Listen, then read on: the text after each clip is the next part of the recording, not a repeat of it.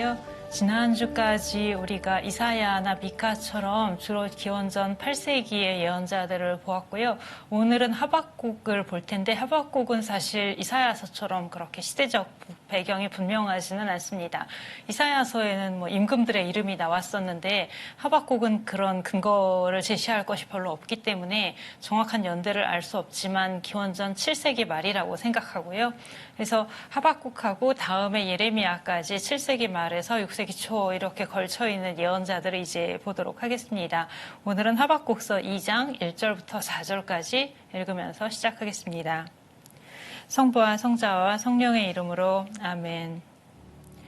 나는 내 초소에 서서 성벽 위에 자리 잡고서 살펴보리라.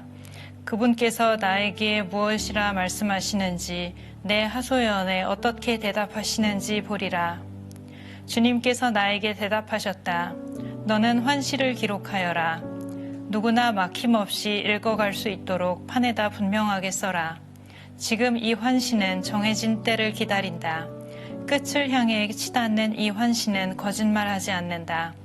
늦어지는 듯 하더라도 너는 기다려라. 그것은 오고야 만다. 지체하지 않는다. 보라 뻔뻔스러운 자를, 그의 정신은 바르지 않다. 그러나 의인은 성실함으로 산다. 사실 하박국서에 하느님의 대답은 별로 없거든요. 그런데 대답을 어떤 대답을 하시는지 하는 것보다 하박국서에서 많이 눈에 뜨이는, 적어도 제 눈에 이렇게 강하게 드러나는 모습은 하박국이 계속 하느님께 질문을 던지고 그리고서는 하느님이 대답하실 때까지 줄기차게 기다리는 그런 모습이에요. 제가 이렇게 지하철역에 지나가다가 이렇게 글이 써 있는 것을 읽었는데 어떤 사람이 우물을 잘 파는 사람을 찾아냈는데 그 사람한테 우물을 잘 파는 비결이 무엇이냐고 물어봤더니 물이 나올 때까지 판다라고 대답을 했다는 그런 글이 써 있는 것을 보았었거든요. 어쩌면은 실제로 정확한 이야기는 아닐 수 있겠지만 그런 우물을 찾는 마음을 표현해 주는 것이겠죠.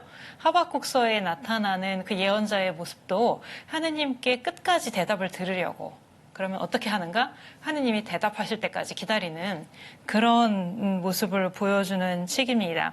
질문을 하고 그 질문에 대해서 어떤 길고도 자세한 대답이 나온다기보다는 그 대답을 기다리는 예언자의 모습을 보여주는 책이 하박국서라고 그렇게 생각할 수 있겠습니다. 그러니까 시대를 이야기를 하자면 이사야가 있었고 미카도 있었고 나홈도 있었고 이렇게 지나왔거든요. 기원전 8세기의 문제는 우리가 늘 이야기했던 것이 아시리아였다고. 그래서 나홈 예언서에서는 아시리아가 멸망을 했다고 기뻐했지요. 기쁜 소식이라고 이렇게 예루살렘한테 기뻐하라고 말을 하고 했었는데, 그런데 문제는 아시리아가 없어진다고 해서 이 세상의 모든 문제가 해결되는가? 라는 거예요. 우리는 사실 그 이후의 역사가 어떻게 가고 있는지를 벌써 시간이 많이 지났기 때문에 알고 있습니다. 아시리아 다음에는 또 바빌론이 올 것이고, 그러면은 이제 남왕국 유다 같은 경우에는 결국은 바빌론에 의해서 멸망을 하게 될 것이고, 이렇게 그러니까 아시리아가 없어졌다고 해서 세상에 어떤 폭력을 쓴다든지 다른 나라들을 억누른다든지 하는 나라가 없어지는 것도 아니고요. 이 세상에 불의가 없어지는 것도 아니고, 이렇게 악이 반복되는 그런 역사를 바라보면서 그 아시리아가 약해진 다음에도 그 다음에도 계속 질문을 던지게 되는 것이죠. 그래서 하박국서 맨 처음에 보면 1장 2절에서 하박국이 그렇게 말을 합니다. 당신께서 듣지 않으시는데 제가 언제까지 살려달라고 부르짖어야 합니까?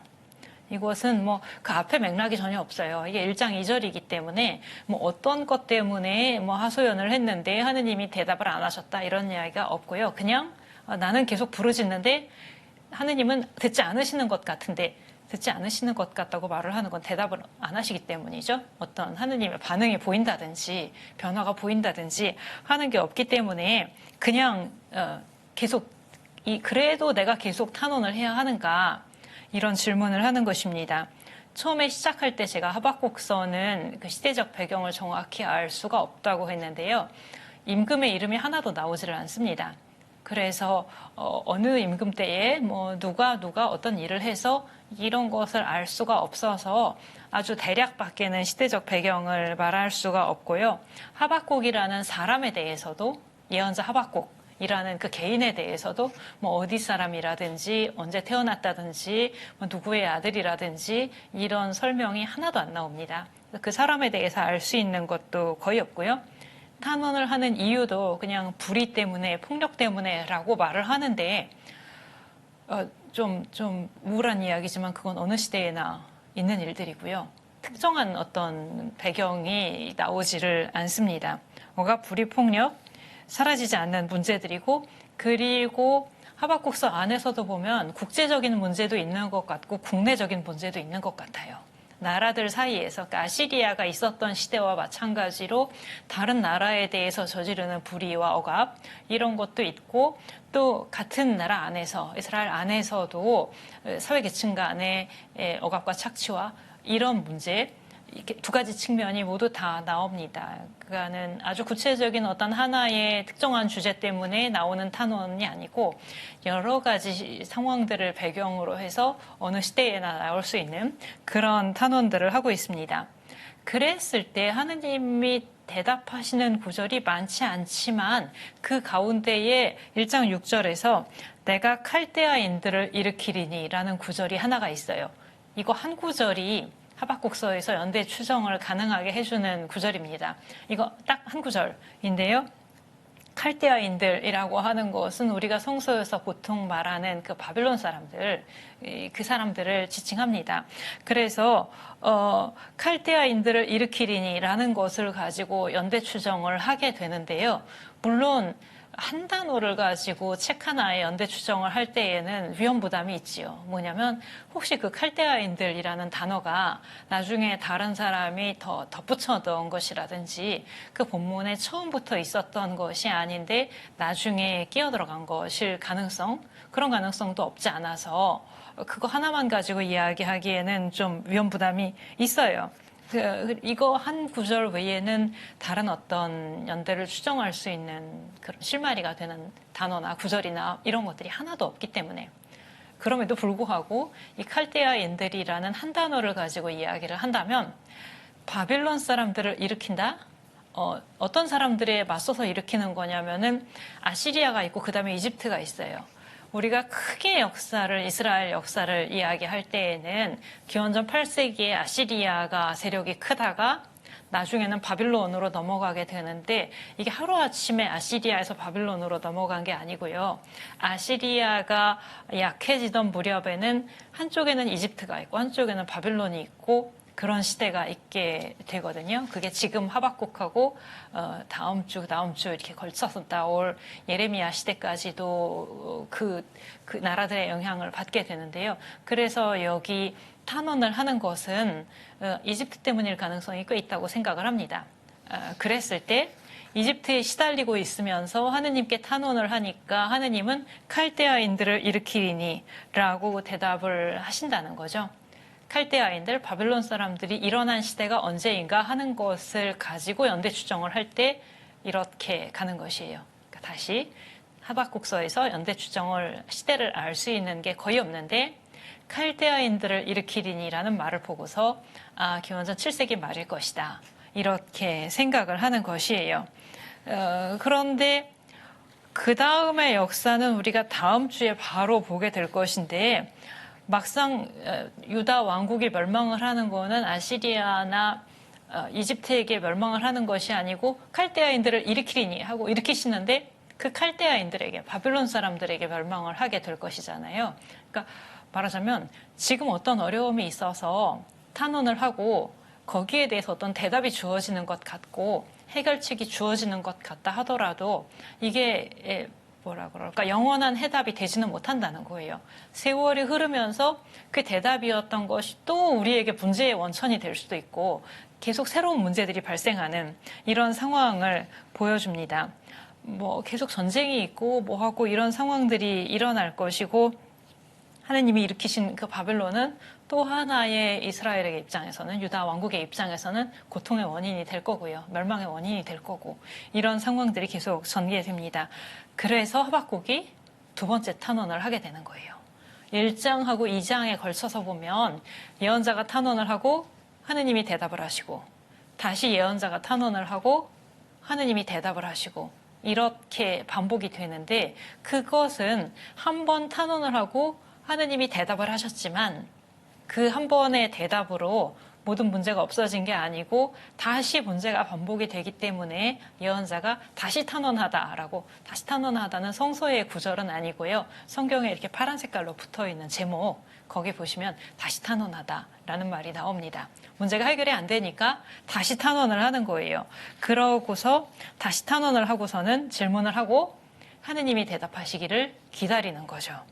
초소에 서 있는 보초처럼 하느님이 무엇이라고 말씀하시는지 내가 보겠다라고 하고서 성벽 위에서 기다린다고 말을 합니다. 이렇게 두 번째 다시 탄원을 한다는 것, 그러니까 첫 번째의 응답이 충분하지 못했다, 예언자에게 충분하지 못했다, 그 응답으로 만족할 수 없었다라는 것을 보여주는 거지요. 하박국서 1장 13절에서 하박국이 다시 이야기를 합니다. 어찌하여 배신자들을 바라보고만 계시며 악인들이 자기보다 의로운 일을 집어삼켜도 잠자코 계십니까?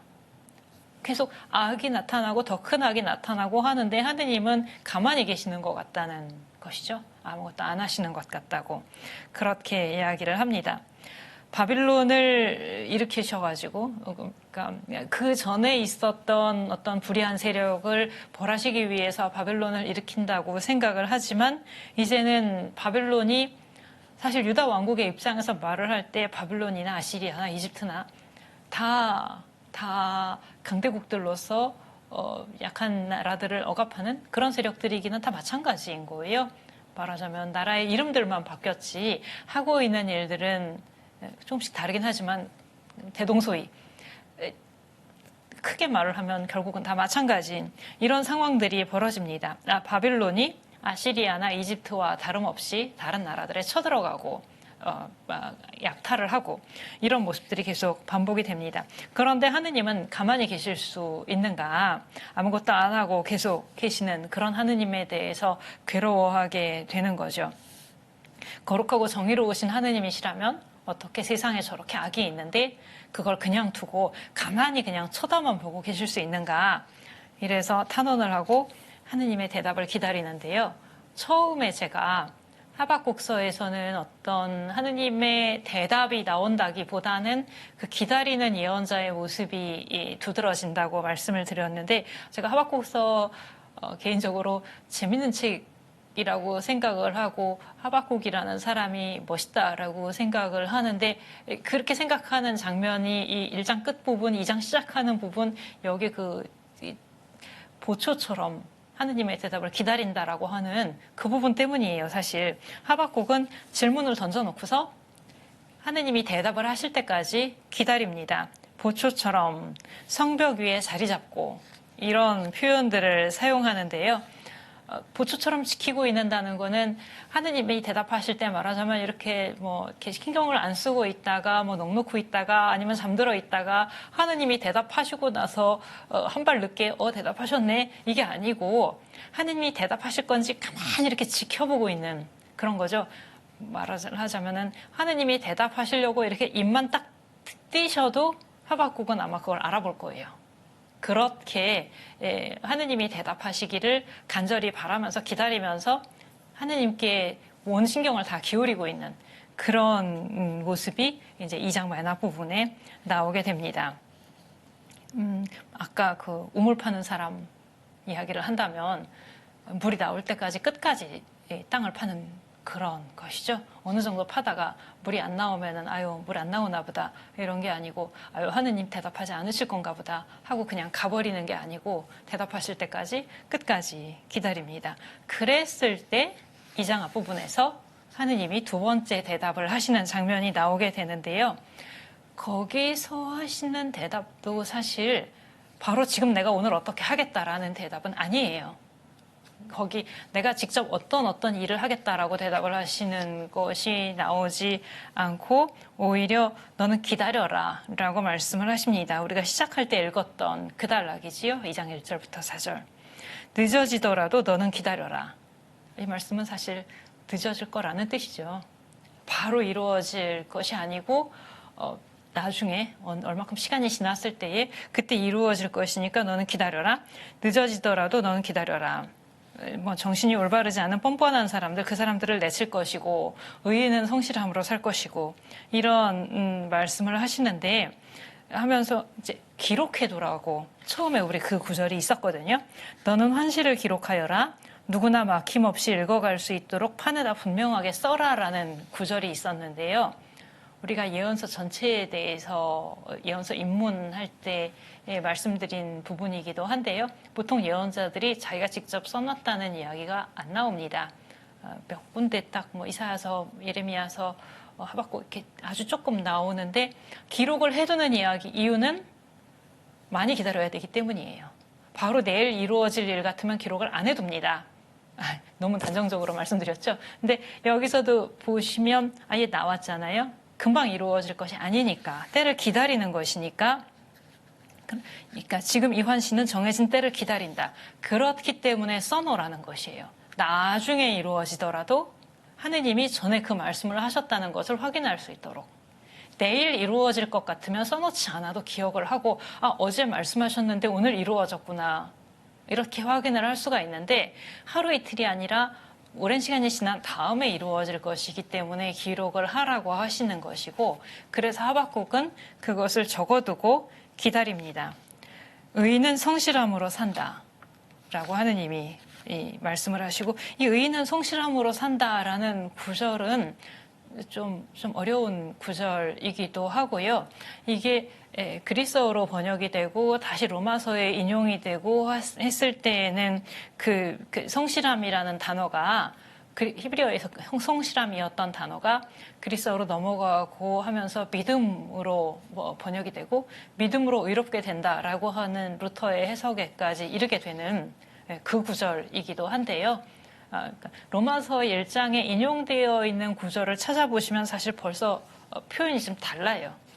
히브리어 표현을 그리스어로 번역된 것을 인용했기 때문에 그것만 봐도 이게 하박국서 구절이라는 거를 모르고 보면 알아볼 수 없을 만큼 표현이 다르기도 한데 하여튼 여기서는 의인은 성실함으로 산다라고 되어 있습니다. 성실함, 충실함일 수도 있겠고 믿음하고도 사실 연결은 되는 거고요. 하느님이 약속하신 것을 얼만큼 충실하게 기다릴 수 있는가 하는 문제. 그 약속에 대한 믿음을 가지고 금방 저버리고 포기하고 떠나가지 않고 충실하게 기다릴 수 있는가 하는 문제. 약속에 대한 믿음, 이것을 이야기하는 것이라고 하박국서 안에서는 볼 수 있겠습니다. 하박국이 성벽 위에 자리 잡고 하느님이 대답하시는 것을 보려고 기다리고 있었던 것처럼 그러니까 보초가 성벽 위에 서 있다는 거는 적군이 저 멀리 나타났을 때 한 명 딱 나타났을 때에 다른 사람 아직 못 봤을 때 성벽 위에 있는 보초가 먼저 알아보는 거잖아요. 어떤 작은 표시가 나타났을 때 그런 것처럼 깨어서 지키고 있는 것이 예언자의 모습이라고 할 수 있겠습니다. 지금의 세상을 볼 때에는 하느님이 개입하시는 것 같은 아무런 그런 표지가 보이지 않고 보통 그냥 사람들의 눈에 볼 때에는 아무런 변화가 일어나는 것 같지 않고 뭐 희망의 씨앗 같은 거 보이지 않고 그럴 때 그 요만한 표지라도 나타나는 것을 알아보려고 지키고 있는 사람 하박국은 그런 모습을 보여준다고 할 수 있겠습니다. 그렇게 기다리는 게 하박국인데요. 그런데 3장에 가시면 하박국서 3장에 가시면 1장, 2장하고 좀 색깔이 다른 그런 글이 나옵니다. 사실 하박국이 쓴 거라기보다는 더 늦은 시기에 덧붙여진 거라고 생각하는 경향이 더 많고요. 근데 어쨌거나 지금 상태에서 보면 1장, 2장에서 말한 기다림 그것에 대한 어떻게 말하면 응답이라고 볼 수도 있겠는데 응답이 하느님의 응답이라기보다는 하박국의 응답이에요. 어떻게 기다리고 있는가 하는 것을 보여줍니다. 하느님이 하박국에게 너는 기다려라 라고 말씀을 하셨고 3장의 하박국은 아직도 기다리고 있어요. 그 기다려라 라고 말씀하시는 그 하느님의 말씀에 대한 응답으로서 기다리면서 하는 노래이죠. 노래라고 하고서 3장 시작할 때 표시가 되어 있고요. 거기 3장에 나타난 기도의 앞부분에서는 하느님이 세상에 나타나실 때의 모습을 구약성서의 다른 부분들에 하느님이 나타나실 때 예를 들면 탈출기 19장에서 시나이산에서 하느님이 나타나실 때라든가 뭐 다른 예언서들 같은 데서 하느님이 나타나실 때 잘 사용되는 그런 표징들 뭐 땅이 흔들린다든지 뭐 천둥과 번개가 친다든지 그런 표현들을 통해서 이렇게 당신 모습을 드러내시는 당신 어미를 드러내시는 그런 하느님의 모습을 처음에 이야기를 하고요. 땅을 뒤흔드시고 산과 언덕을 내려앉게 하시고 심판하러 오시는 하느님, 그 하느님의 모습을 처음에 이야기합니다. 그 하느님이 당신 백성을 구원하러 오실 것이고 당신의 기름 부음 받은 이를 구하러 오실 것이다 라는 이야기를 하는데요.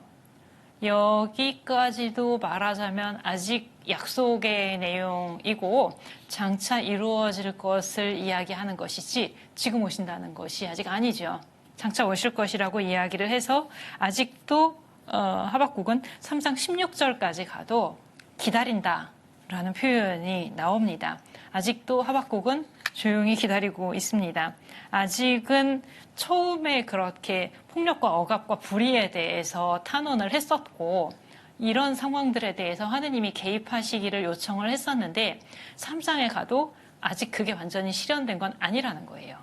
3장 마지막 장까지 가도 그 일이 다 이루어진 것은 아닌데 하박국은 여기서도 아직도 기다리고 있습니다. 3장 17절에 그런 구절이 있어요. 무화과 나무가 꽃을 피우지 못하고 포도나무에 열매가 없고 올리브나무에 딸 것이 없어도 이 구절을 보면 그러니까 3장을 그냥 읽으면 어떻게 생각하면 상당히 이렇게 기쁜 노래같이 보이기도 하지만 사실은 그 구원의 때가 아직 이루어지지 않았다는 것을 알 수 있는데 조금 전에 제가 읽으면서 그냥 이렇게 지나온 구절을 뒤집어서 반대로 읽으면은 그 차이를 좀 알아볼 수가 있게 되는데요. 반대로 이야기한다면 무화과 나무가 꽃을 피우고 뭐 포도나무에는 열매가 많고 올리브 나무에는 딸 것이 많고 그래서 노래를 하는 게 아니라는 거예요. 다시 포도 열매가 많고 올리브 열매가 많고 무화과 열매가 많아서 모든 것이 다 이루어져서 그래서 그것에 대해서 기뻐하면서 하느님께 감사를 드린다든지 하느님을 찬미한다든지 하는 게 아닌 거예요. 아직은 아까 읽었던 구절 무화과 나무는 꽃을 피우지 못하고 포도나무에 열매가 없고 올리브나무에 딸 것이 없다는 아직 구원이 충만하게 이루어지지 않았다는 그런 상태인데도 그런데도 3장 18절 나는 주님 안에서 즐거워하고 내 구원의 하느님 안에서 기뻐하리라. 사실 이거는 그러나가 앞에 있으면 더 좋아요. 지금 우리 성경의 번역에는 그러나가 안 들어가 있는데요. 옛날 번역에 보면 오히려 그러나가 있는 경우가 있습니다. 예를 들면 성물도에 들어가 있는 찬가 번역 같은 데 보면 여기 앞에 그러나가 있는데요. 그러니까 올리브나무, 올리브, 무화과, 포도가 다 열매가 없고 꽃이 피지 않고 그래도 그러나 나는 앞에 이러이러한 상황에도 불구하고 라는 뜻이죠. 아직 구원이 이루어지지 않은 상황에도 불구하고 나는 주님 안에서 즐거워하고 내 구원의 하느님 안에서 기뻐하리라. 구원이 다 이루어져서 기뻐하고 즐거워하는 게 아니라 구원이 다 이루어져서 하느님을 내 구원의 하느님이라고 부르는 게 아니라 아직 안 이루어졌지만 하느님이 그 구원을 이루어 주실 것을 믿기 때문에 내 구원의 하느님이라고 부르면서 나는 주님 안에서 즐거워하고 내 구원의 하느님 안에서 기뻐하리라 라고 말을 하는 것이죠. 사도 바오로가 로마서에서 썼던 표현대로 하박국은 보이지 않는 것을 희망하는 사도 바오로가 그렇게 말을 하지요. 눈에 보이는 것을 누가 희망하겠느냐고. 눈에 보이는 것을 바라는 것은 희망이 아니라고. 하박국이 말하는 것은 그 눈에 보이지 않는 희망이고 아직 이루어지지 않은 상태에서 눈앞에 보이는 것은 오히려 열매를 맺지 못하는 상황이죠. 비구원의 상황이고 약속의 성취와는 거리가 있는 상황인데도 주님 안에서 기뻐하고 거기에서부터 힘을 받는 그런 모습을 보여줍니다. 하박국서는 시대적 배경이 명확하지 않기 때문에 아까 시대를 알기 어렵다고 그랬는데 시대를 알기 어려우면서 또 다른 여러 시대에 적용이 되고요. 후대에도 다른 맥락들에서 하박국서를 적용시켜서 이용하는 예들을 볼 수가 있습니다. 우리 시대에도 마찬가지가 될 수 있고요. 구원이 완전히 이루어지지 않은 것 같은 상황 속에서도 하박국서 3장에 나오는 노래를 부르면서 내 구원의 하느님께 대한 희망을 가지고 하느님의 약속을 기다릴 수 있는 그 길을 이끌어주는 책이 하박국서가 될 수 있을 거라고 생각합니다. 그래서 하박국처럼 나는 주님 안에서 즐거워하고 내 구원의 하느님 안에서 기뻐하리라 라고 말을 할 수 있으면 좋겠습니다. 마치겠습니다.